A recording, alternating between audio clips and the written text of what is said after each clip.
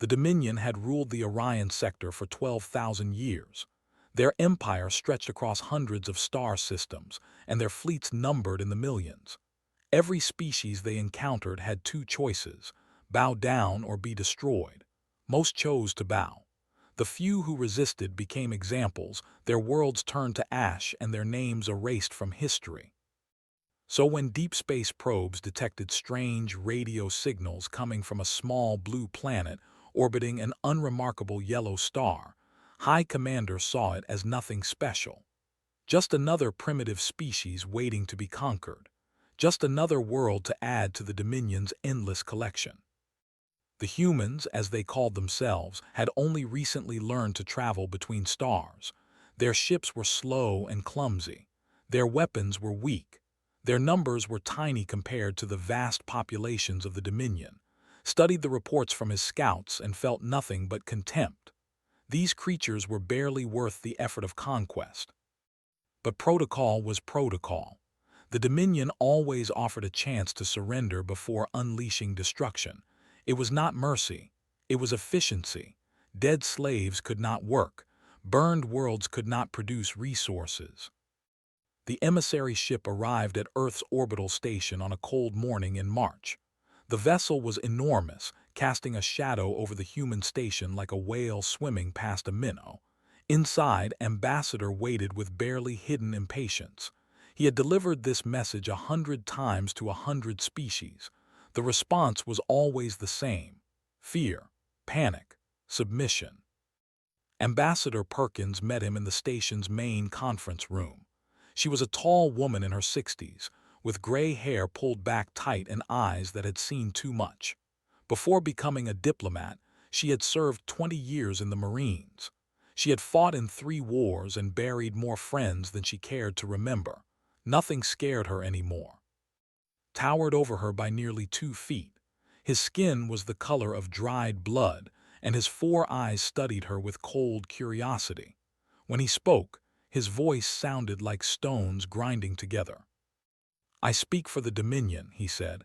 "Your species has been noticed. Your worlds have been claimed. You will surrender all military assets and submit to Dominion rule. Your people will serve the Empire. Your resources will feed the Empire. This is not a request. This is a statement of fact." Listened without expression. When finished, she nodded slowly. "I understand," she said. "I need to consult with my government. Give us 48 hours to prepare our response." His 4 eyes narrowed. "You have 12 hours. Use them wisely." After the emissary left, sat alone in the conference room for a long time. Through the window, she could see Earth floating in the darkness. Blue oceans, white clouds, green continents, 8 billion people going about their lives, unaware that their entire existence now hung by a thread. She thought about her granddaughter, who was just learning to walk. She thought about her son, who worked as a teacher in Seattle. She thought about all the ordinary people on all the ordinary streets who had no idea what was coming. Then she straightened her shoulders and went to deliver the news. The emergency session of the United Earth Council lasted exactly 3 hours. Every nation, every leader, every military commander heard the ultimatum. The debate was fierce but brief. Some argued for surrender. Better to live as slaves than die as free people. Others demanded resistance, regardless of the cost. In the end, it came down to a simple question: what kind of species did humanity want to be? The vote was not unanimous, but it was decisive. Earth would not surrender. Earth would fight. Returned to the conference room where waited with growing irritation. He had expected weeping. He had expected begging. Instead, he found a woman who looked at him with something he had never seen in a conquered species before. Defiance. "I have our response," said. She held out a small data chip. "Please deliver this to High Commander." Took the chip and inserted it into his translator device. The message was short, just 4 words in the tongue. "Come and take it." For a moment, could not process what he was seeing. No species had ever refused submission. No species had ever been foolish enough to challenge the Dominion. He looked at with something approaching disbelief. "You understand what this means?" he asked. "Your world will burn, your people will die, your entire species will be erased from existence." Smiled, and there was no warmth in it. "Maybe," she said, "but we won't make it easy for you." High Commander received the message aboard his flagship, the Eternal Dominion. When his translator parsed the human response, he actually laughed. It was a dry, rasping sound that echoed through the command deck. His officers looked at each other in confusion. "They refuse," said, still chuckling. "These insects actually refuse." He leaned back in his command chair and considered his options. The humans were no threat. Their fleet was pathetic. Their defenses were laughable. He could send a single battle group and wipe them out in a matter of hours. But where was the lesson in that?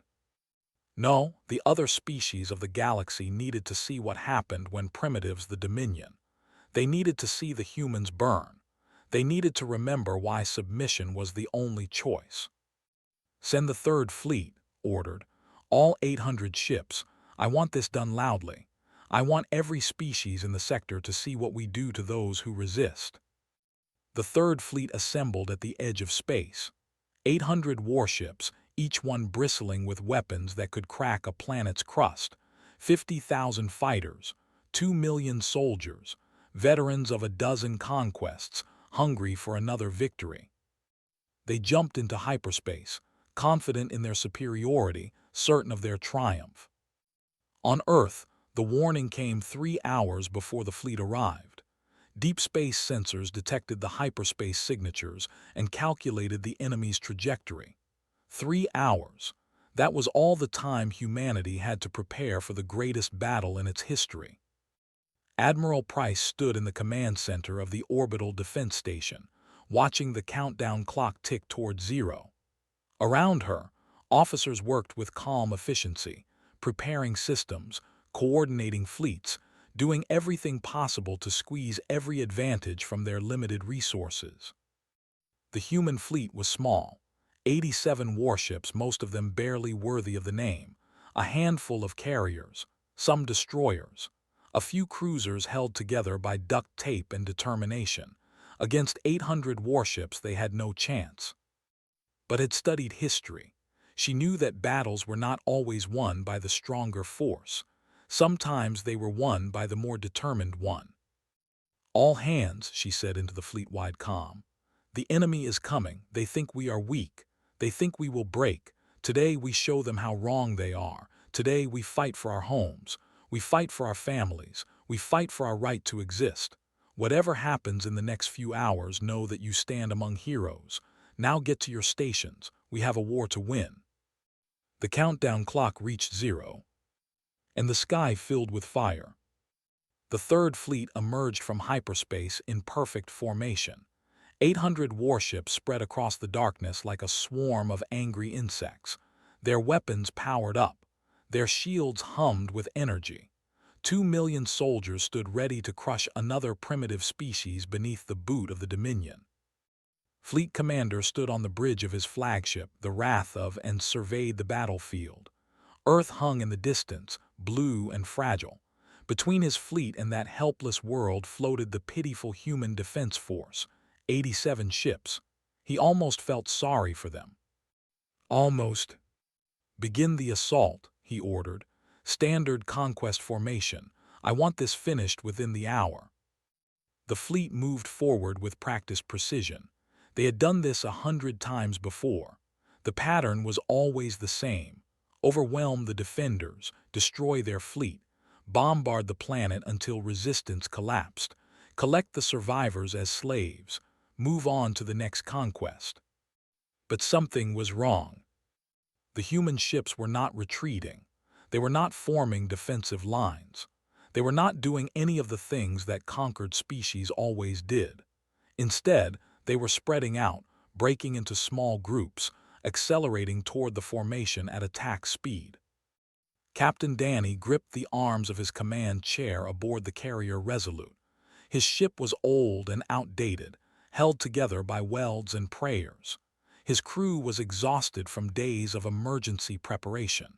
His weapons were crude compared to technology. None of that mattered. "All fighters launch," he ordered.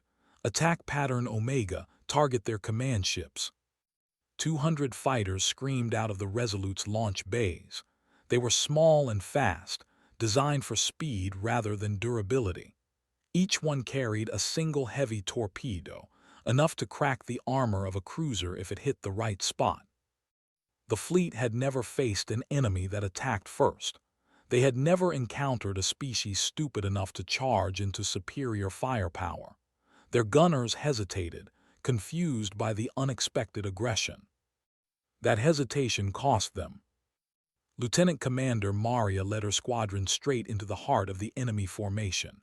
Her fighter shook violently as point defense guns tried to track her movements. Warning lights flashed across her console. Her shields were failing. Her engines were overheating. She did not care. "Fox 1, she called, releasing her torpedo at a dreadnought. "Splash 1. The torpedo struck the dreadnought's engine section and detonated. The massive ship shuddered, its rear section erupting in flame. It was not a kill, but it was a wound. And wounded ships made mistakes. Across the battlefield, similar scenes played out. Human fighters dove into the formation, trading their lives for damage. Human destroyers rammed enemy cruisers, their crews evacuating seconds before impact. Human marines launched boarding pods at warships, fighting hand-to-hand in corridors not designed for creatures their size. Fleet Commander watched his tactical display with growing disbelief. His fleet was winning, of course. They were destroying human ships at a ratio of 10 to 1, but the humans were not breaking. They were not running. They were fighting with a ferocity he had never witnessed. "What are they doing?" he demanded. "Why don't they surrender?" His tactical officer had no answer. On the Resolute, Captain watched his fleet being torn apart. Half his ships were already gone. The rest were damaged, bleeding atmosphere and crew into the void. The battle was barely 30 minutes old and humanity was losing. But they were not losing as badly as they expected. "Sir," his sensor officer called out. "Enemy flagship identified. The Wrath of bearing 275, distance 40,000 kilometers." Studied the tactical display. The enemy flagship was enormous, bristling with weapons, surrounded by escort vessels. Attacking it directly would be suicide. He smiled grimly. Suicide was exactly what he had in mind. "Signal all remaining ships," he ordered. "New target, the enemy flagship, everything we have." The remnants of the human fleet turned as one and charged toward the Wrath of. They were battered and bleeding, but they were not finished. Not yet. Maria's fighter had taken heavy damage during her first attack run. Her shields were gone. Her weapons were empty. Her port engine was on fire. She should have retreated, found a carrier, rearmed and repaired. Instead, she aimed her fighter at a cruiser, blocking the path to the enemy flagship. "Resolute this is," she transmitted. "My weapons are dry, but I still have one torpedo left, my ship." "Maria, no," came the response from the Resolute's flight controller. "Pull back, that's an order." "Negative control. I didn't sign up to run away." She pushed her throttle to maximum and felt her fighter surge forward. The cruiser filled her viewport, growing larger with every second. She could see the flash of its guns trying to shoot her down. She could feel her hull starting to buckle from the stress. At the last moment she ejected. Her fighter struck the cruiser's bridge at full speed. The explosion tore through the enemy ship, ripping it in half. Maria tumbled through space in her ejection pod, watching the debris scatter across the void. "Splash 2, she whispered. The sacrifice opened a hole in the formation. The surviving human ships poured through, guns blazing, headed straight for the enemy flagship. Fleet Commander finally understood what he was facing. These humans were not just fighting to survive. They were fighting to win. They were willing to die, willing to sacrifice everything, just to hurt their enemy. For the first time in his long career, felt something he had never experienced before. Veer. All ships fall back, he ordered. Regroup at the outer planets. His officers stared at him in shock. They did not retreat. They did not show weakness, but had made his decision. Better to retreat and regroup than lose his flagship to these insane creatures.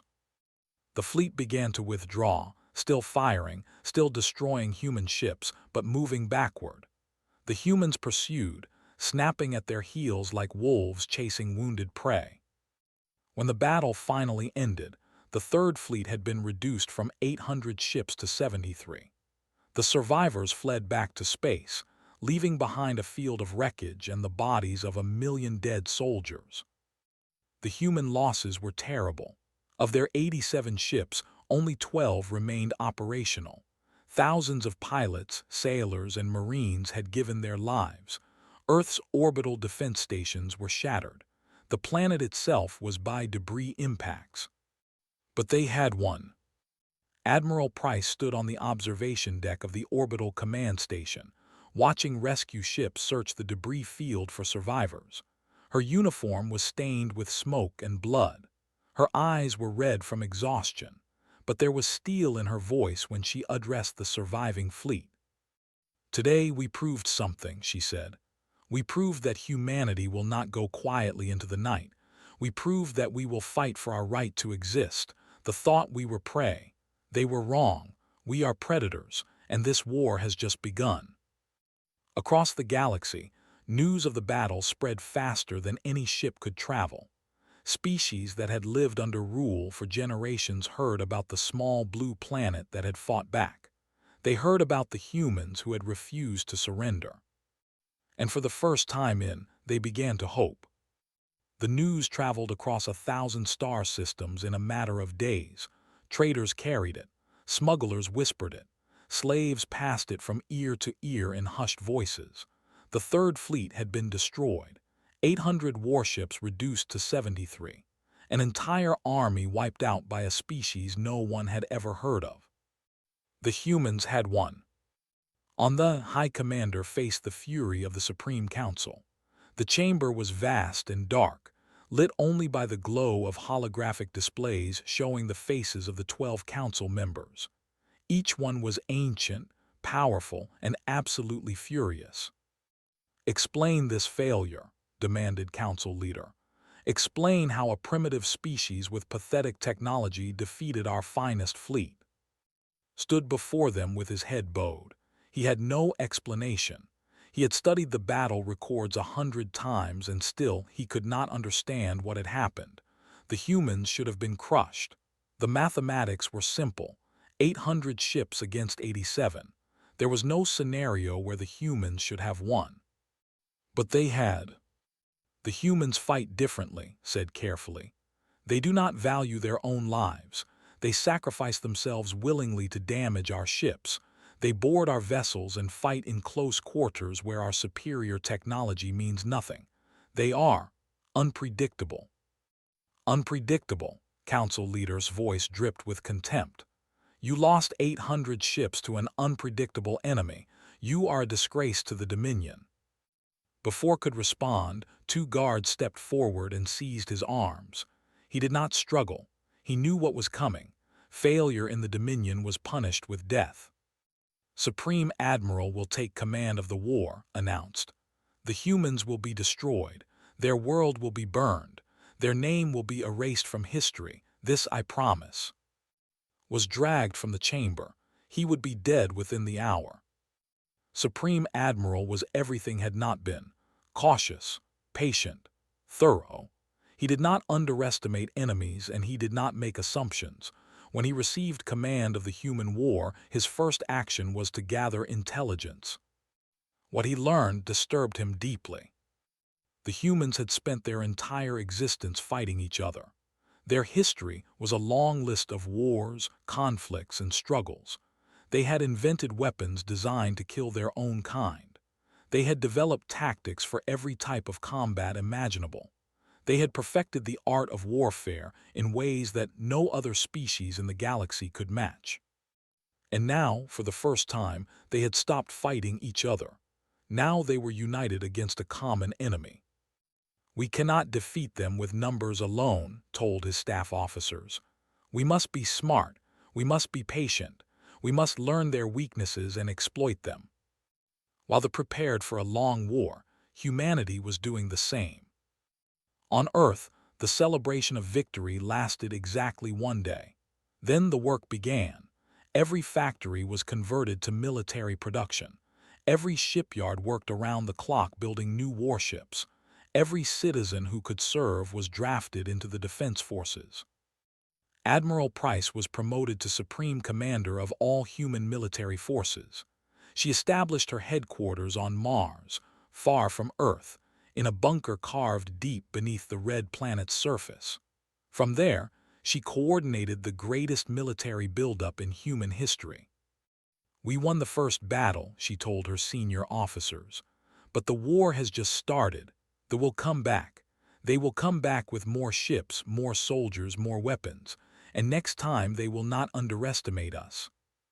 She pulled up a holographic display of the galaxy. Red dots marked territory, stretching across hundreds of star systems. Blue dots marked human space, a tiny cluster around a single unremarkable star. We are small, continued. We are weak. We are outnumbered 1,000,000 to 1, but we have something they don't have. We have the will to win, and we have something else. She pressed a button and new dots appeared on the display. Green dots scattered throughout space. Allies. The consortium of free worlds had existed for centuries, a loose alliance of species that had resisted conquest. They survived by hiding, by running, by staying beneath the Dominion's notice. They had never been strong enough to fight back. Until now. Ambassador Perkins traveled to the consortium's hidden headquarters aboard a small, fast ship. The journey took 3 weeks through dangerous space, dodging patrols and navigating uncharted jump routes. When she finally arrived, she found representatives of a dozen species waiting for her. They were strange creatures, these aliens. Some had too many limbs. Some had no limbs at all. Some communicated through sound, others through light, others through chemical signals. But they all shared one thing in common. They all hated the...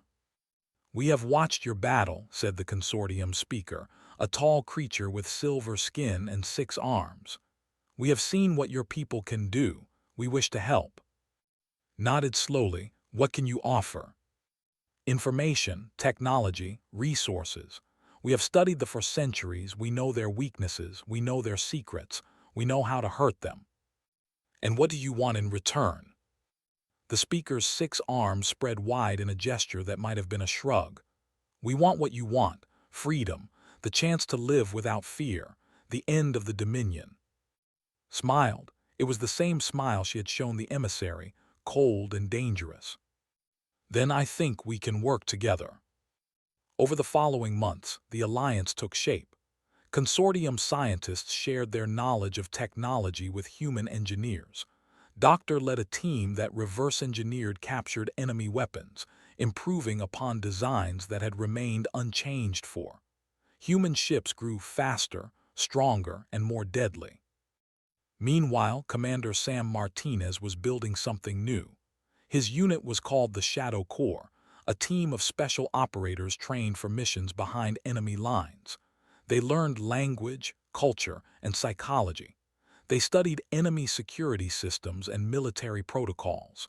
They prepared for a kind of warfare the galaxy had never seen. "We're not just going to fight them ship to ship," Sam explained to his team. "We're going to fight them everywhere, in their bases, in their factories, in their homes. We're going to make them afraid to sleep." They expected a conventional war. They expected fleets clashing in space, planets being conquered, resources being captured. They did not expect what was coming. Supreme Admiral assembled his forces with careful precision. He built a fleet of 2,000 ships, crewed by veterans and equipped with the best weapons the Dominion could produce. He planned his campaign meticulously, accounting for every variable. But he did not account for one thing. He did not account for humanity's creativity. 1 year after the first battle, the Second Human War began, and nothing would ever be the same again. 5 years had passed since the first ship entered human space. 5 years of blood and fire. 5 years of death on a scale that no human had ever imagined. The galaxy had become a battlefield, and humanity had become something new. Something dangerous. Supreme Admiral stood on the bridge of his new flagship, the Dominion's Fury, and studied the war map with growing frustration. 5 years ago, he had commanded the largest fleet in history. 2,000 warships, ready to crush the human insects once and for all. Now half of those ships were gone, not destroyed in glorious battle but picked apart piece by piece, ambushed in supply convoys, sabotaged in their own shipyards, hunted down in the darkness between stars. The humans did not fight like any enemy they had ever faced. They did not form battle lines. They did not follow the rules of civilized warfare. They struck from shadows and disappeared before retaliation could come. They turned their own subjects against them. They spread chaos and fear wherever they went. "Another convoy destroyed," reported his tactical officer. 40 transport ships, 3 escort cruisers, all hands lost. Closed his 4 eyes and tried to calm his racing hearts. Where did the attack come from? "Unknown, Admiral. The human ships were gone before our reinforcements arrived." This was the pattern, always the same.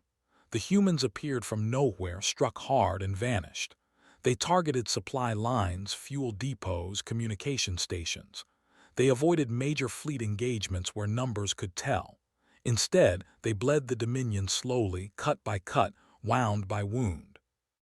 Commander Sam Martinez led the deadliest of these operations. His Shadow Corps had grown from a single team to an entire division, thousands of operators scattered across space. They spoke the enemy language fluently. They wore enemy uniforms. They walked among the enemy population without being noticed. Tonight, Sam was on Prime, the industrial heart of the war machine. The planet produced half of all weapons used by the Dominion fleet. Its factories ran day and night, churning out missiles, fighters, and warship components. In 3 hours, those factories would be gone. Sam moved through the darkness of a maintenance tunnel beneath the planet's largest weapons complex. His team of 12 followed in silence, their footsteps masked by the constant rumble of machinery above. Each operator carried enough explosives to level a city block. "Alpha Team in position," came a whisper through his earpiece. "Bravo Team ready. Charlie Team standing by." Sam checked his chronometer. Timing was everything. The explosions had to be simultaneous, overwhelming the emergency response systems before they could react. "All teams, final check, 30 seconds. He counted down in his head, remembering all the training, all the preparation, all the sacrifices that had led to this moment. His team had spent 6 months infiltrating Prime. 2 of his people had died just getting here. Their sacrifice would not be wasted. Execute. The explosions tore through the night like the fist of an angry god. Factories crumbled. Warehouses burst into flame. Fuel depots detonated in cascading fireballs that lit up the sky for miles. In 30 seconds, years of industrial production disappeared in smoke and fire. But Sam's mission was not finished. As chaos spread across the planet, Shadow Corps agents emerged from hiding and began distributing weapons to the local population. Not to citizens, but to the slaves who worked in their factories. Creatures from a dozen conquered species, kept in bondage for generations, suddenly found themselves holding rifles and explosives. "The humans offer you freedom," the agents told them. "Fight with us and you will never wear chains again." The uprising spread faster than the fires. Slaves turned on their masters. Security forces found themselves fighting on 2 fronts. By dawn, half of Prime was in open rebellion. News of the uprising spread across the galaxy, carried by smugglers and spies. On 100 worlds, other slaves heard what had happened. Other slaves began to dream of freedom. The Dominion, which had stood for 12,000 years, was beginning to crack. Back in human space, Admiral Price coordinated the war from her underground headquarters on Mars. Holographic displays surrounded her, showing the positions of every human ship, every enemy fleet, every contested system. The war had grown beyond anything she had imagined. Casualty report from the Sigma offensive, her aide announced. 12 ships lost, 8,000 dead. Nodded without expression. She had learned to accept losses without flinching. Grief was a luxury she could not afford. Every death hurt, but every death served a purpose. And the enemy losses. 37 ships destroyed. 2 planetary defense stations eliminated. Sigma system is now under human control. It was a good trade, terrible but good. The humans were winning slowly but surely. Every month they pushed deeper into territory. Every month more subject species joined their cause. But the cost was staggering. Doctor worked in a laboratory on Luna, developing new weapons from captured technology. She had not slept in 3 days.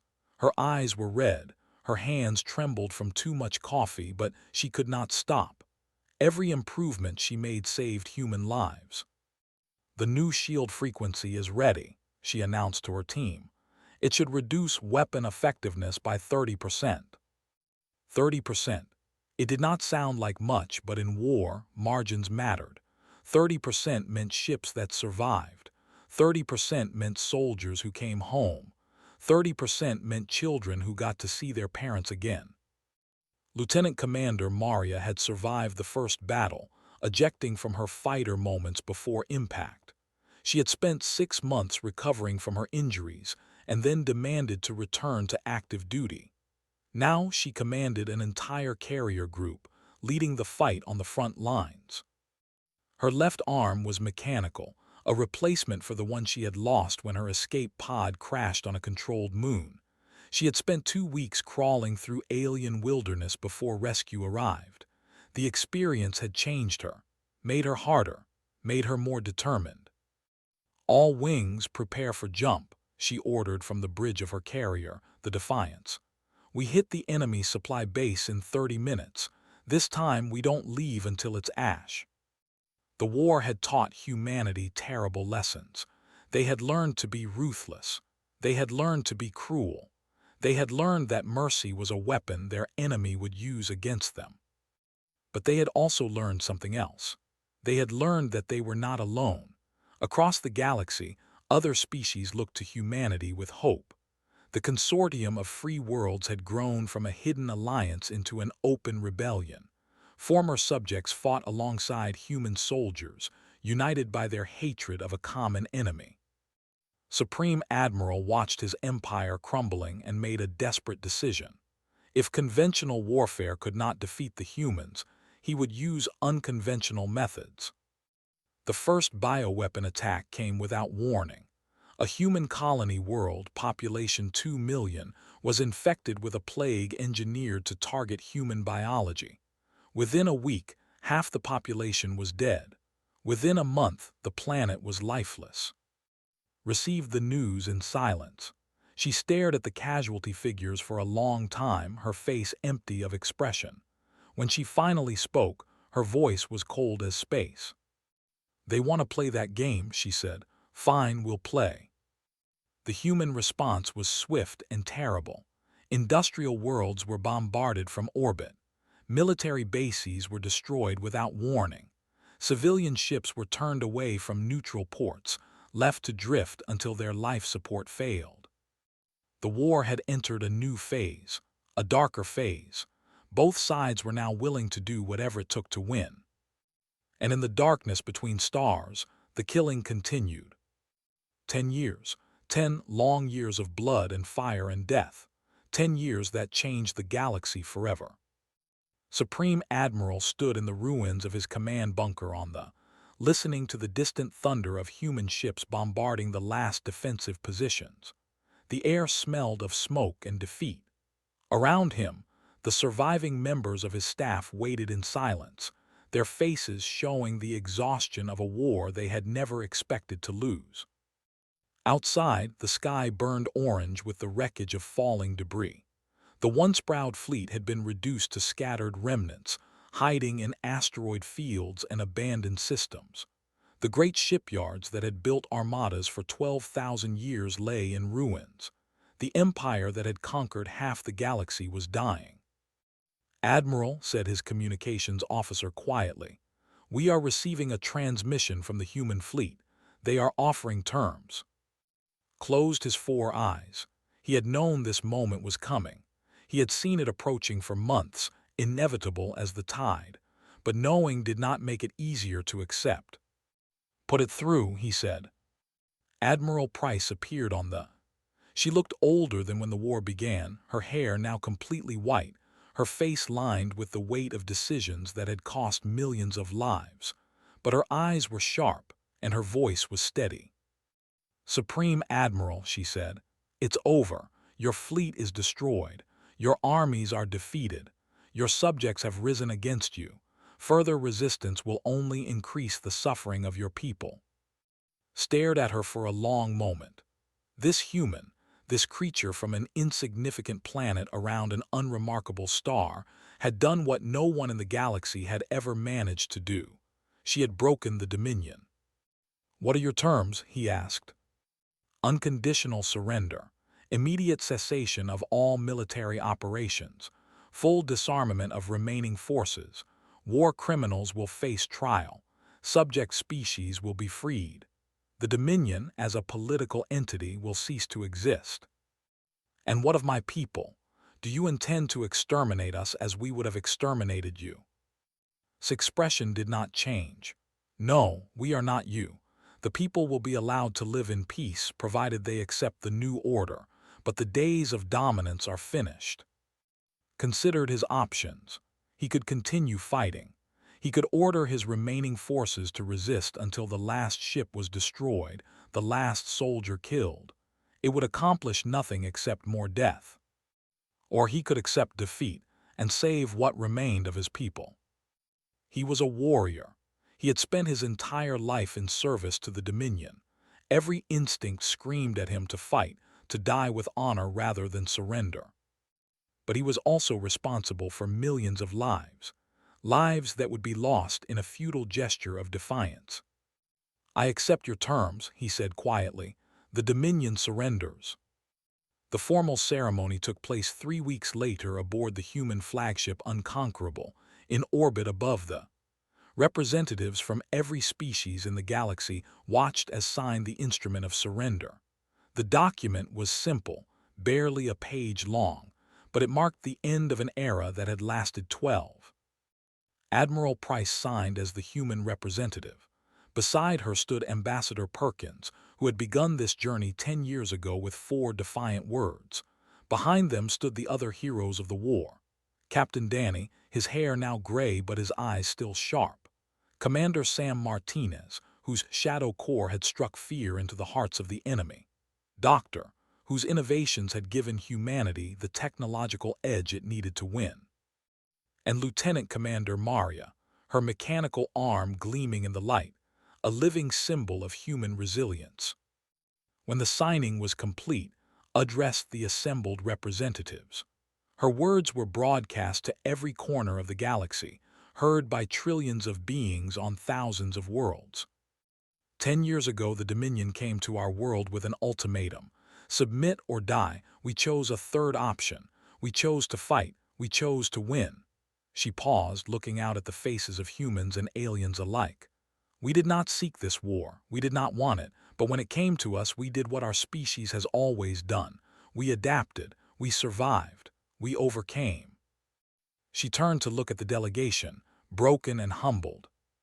The Dominion believed that strength came from numbers, from weapons, from fear. They were wrong. True strength comes from the will to resist, the courage to stand up for what is right, the determination to keep fighting when all hope seems lost. Straightened her shoulders, her voice growing stronger. "Let this be a lesson to anyone who would threaten Earth or her allies. Humanity is not a species to be conquered. We are not prey. We are not victims, we are survivors, and we will never surrender." The applause that followed echoed through the chamber, a sound of triumph and relief and hope. On Earth, the celebrations lasted for days. People danced in the streets. Fireworks lit up the night sky. Families reunited after years of separation. The weight of war that had pressed down on humanity for a decade finally lifted. But the celebrations were also tinged with sorrow. The cost of victory had been terrible. Tens of millions of humans had died in the conflict. Entire colonies had been destroyed. Worlds that had once been paradise were now wastelands. The war had changed humanity in ways that would take generations to fully understand. Maria returned to her home in New Chicago, a city that had been rebuilt twice during the war. She found her old apartment building had been turned into a memorial for those who had died in the conflict. Names covered every wall, millions of them, each one representing a life cut short. She stood before the memorial for a long time, remembering friends she had lost, pilots who had fought beside her, soldiers who had given everything for victory. Her grandson found her there. He was 7 years old, born in the 3rd year of the war, and he had never known a galaxy at peace. "Grandma, what was the war like?" Maria looked down at him, at his innocent face, at the hope in his eyes. She thought about all the death and destruction she had witnessed. She thought about the terrible things she had done in the name of survival. She thought about the darkness that lived inside her now, a darkness that would never fully go away. "It was hard," she said finally. "Very hard, but we won, and that's what matters." She took his hand and led him away from the memorial, into the bright sunshine of a new day. Across the galaxy, a new order was taking shape. The species that had lived under rule for generations were now free to chart their own course. Some chose isolation, retreating to heal from centuries of oppression.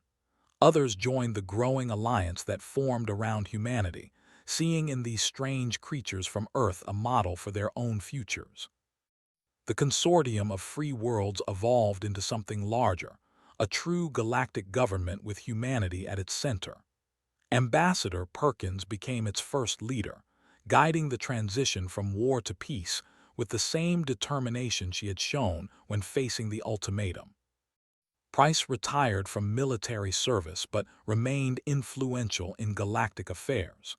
She wrote a history of the war that became required reading on 1,000 worlds, a testament to what could be achieved when free peoples united against tyranny. Sam Martinez disbanded the Shadow Corps, its mission complete. His operatives scattered across the galaxy, some returning to civilian life, others becoming advisors to newly freed species learning to defend themselves. Danny took command of a deep space exploration fleet, leading humanity's expansion into uncharted territories. The warrior had become an explorer, seeking new worlds instead of new enemies.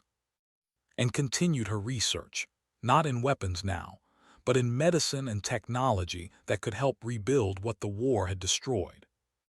Onda lived out his remaining years in quiet exile. He had expected execution, but the humans had surprised him. They were harsh in victory, but not cruel.